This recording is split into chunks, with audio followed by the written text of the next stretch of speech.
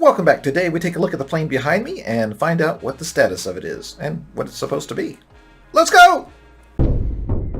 Alright, so this is the current state of the TBF/M Avenger. Not looking too bad. Profile is a little bit big up on top, I think. I think it's these windows, but it's not bad. I could tweak it, but for right now I'm going to leave it because it kind of fits with the ball turret pretty well. So I'm going to leave it like that for now, but let's go ahead and check out the features. So right now we have the wings set up where they do not move, but when it's finished, the wings should move back and twist. I believe Rowan had some trouble with this, and I was helping him with his plane, so I don't know if we ever figured it out, but I will be trying to figure it out for this plane if he did not. So we have our bomb bays, which are incorrect right now. They did not open like this. They open like a shutter, like a double shutter. So this part right here would be split, and it would fold back and out. So it would kind of make like a V. So I don't know if I'm going to be able to tweak this or have to leave it like this, but for right now, this is how it looks. We've got the tail wheels. We have the landing gear that folds up into the plane nicely. Of course, I'm going to have to go ahead and tweak this to make it look better. The fuel tanks on the real plane were inside the wings, right here on this little short part, and then they had another fuel tank somewhere inside the bomb bay.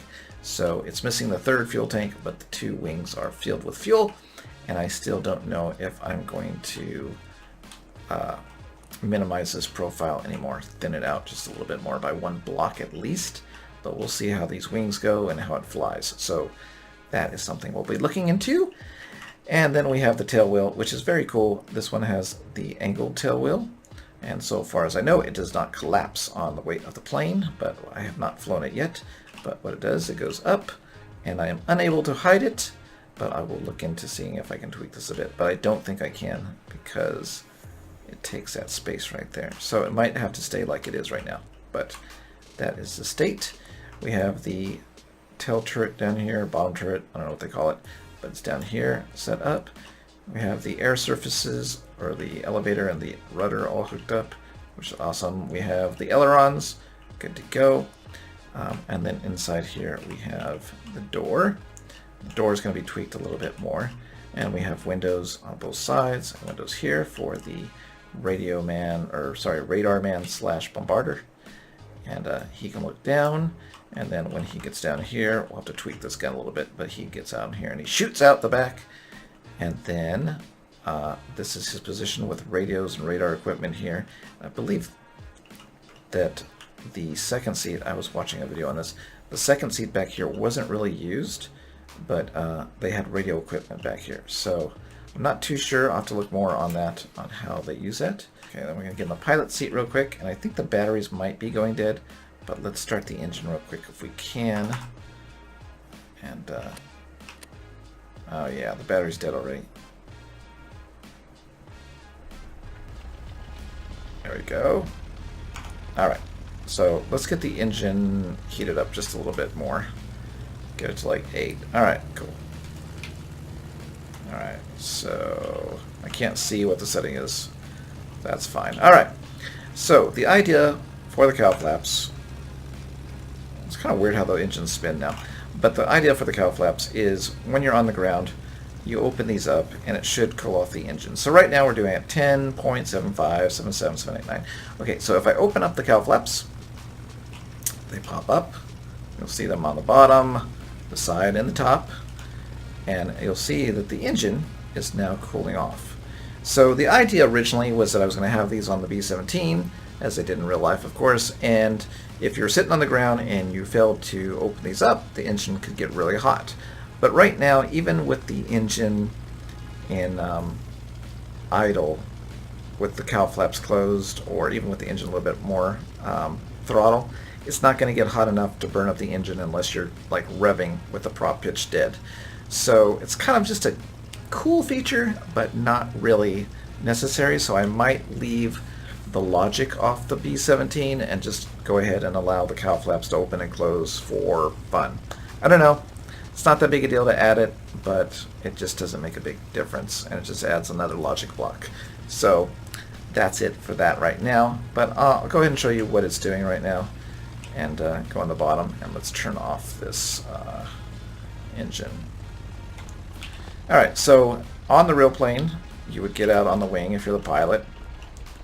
And then this will slide, and it uses my crazy bug or feature, whatever you want to call it, so that you can actually slide it open and close over the other windows. The window back here for the radio guy opens upwards, which I don't have it actually on a button right now, but that opens upwards and to the back, so it does not slide it. Boop, you know, canopy slide, or canopy opens to the right. Sorry, I'm trying to do my mouse to show you. And then we have the ball turret back here. Unfortunately, the ball turret, you can't get out of it once you're in it, so I have to figure out something to make it so you can pop out the top or out the side. This pivot right here is what goes up and down, so I can't remove this. But what's cool about this is actually taken from the B-24, the Spiro ball turret on the B-24's front end. So I modified it to make it just a little bit smaller, and it seems to work really well. So let's go ahead and hop in there and check it out. So we come in here, and this is how they really got on the plane, which is crazy, but come into the side door, and then you, on the real plane, you would actually have an opening right here, and you would slide yourself up into the ball turret, but this one you just kind of click on the seat.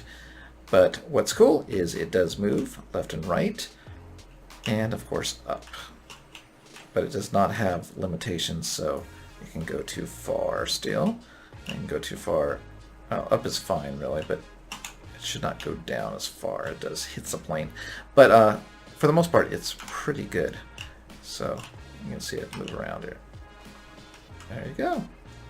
And it's moving the plane a little bit because it's whacking the side. But there's no limitations in place.